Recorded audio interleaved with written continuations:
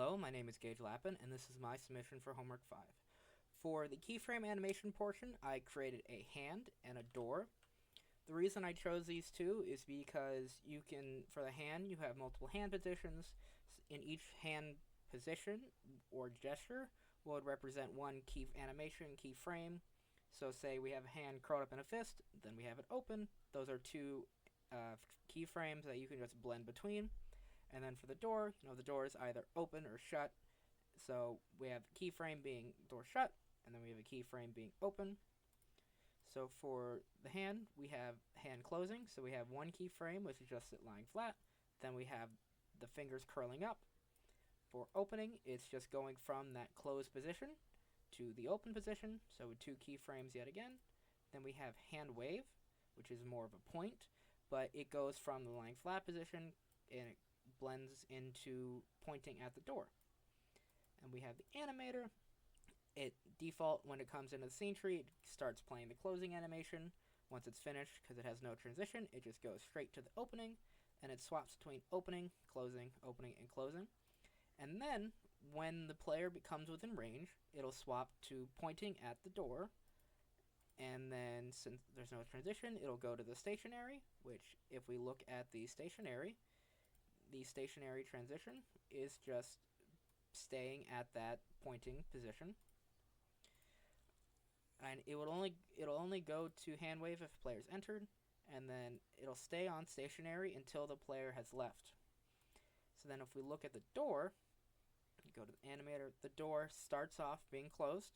When the door opens, it'll go to opening, and then it'll stay on the open state.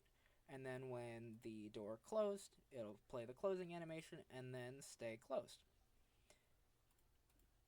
And we can see those animations coming here. We can move it here. It starts closed and then it opens. Goes from the closed keyframe to the open keyframe. Then we can have closing. It goes from the open keyframe to the closed keyframe. And then we have a simple script here to handle that. So if the player enters range of the hand, it'll say players entered. It'll play that transition. And then it's the same thing for the door open, and then when player left, it entered equals false, and then open is false. For the spider, which is for the procedural generation, I created a spider, which makes use of inverse kinematics.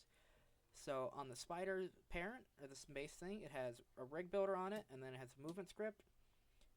Then I have a rig on it, which has 8 game objects on it, empty game objects on it, each for one of the legs. Each has key points on the spider. So if we can go to here and we can look at the leg, it has the base of the leg, it has one of the joints, another joint, and then it has the very end of it. Each has it so it knows the position and where it should relatively move each of the legs once it's given the okay to do it.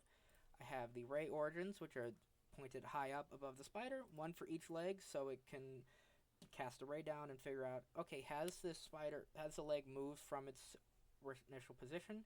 And then I have target points, which are similarly for the ray objects, but these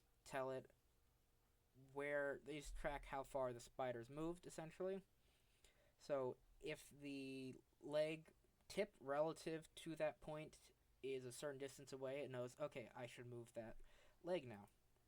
And then for spider movement, I just have it set so if the player's within range, it'll move, and then it'll turn towards the player, and then move towards the player. And for leg target, this is just saying, okay, cast a ray down if the distance between the original point and new point is a certain magnitude, move the leg and adjust its position. Now for the spider, I chose it because you know where the spider should go, but you don't know how the leg's positioned, so inverse kinematics works for that. As we can see, it's pointed when the player came in range, and then it started going towards, it went back to opening and closing. Then we can go look at the spider. We go to the spider. It's in its default state right now, but when I walk in on the spider, it'll flip around, and then it'll just follow the player around, and we can see that the legs are moving every which way, and as it turns, the legs on the right side start bunching up because it's turning. And if we go the other way, we can see it'll start happening on that side too. All those legs bunching up. Alright, thank you.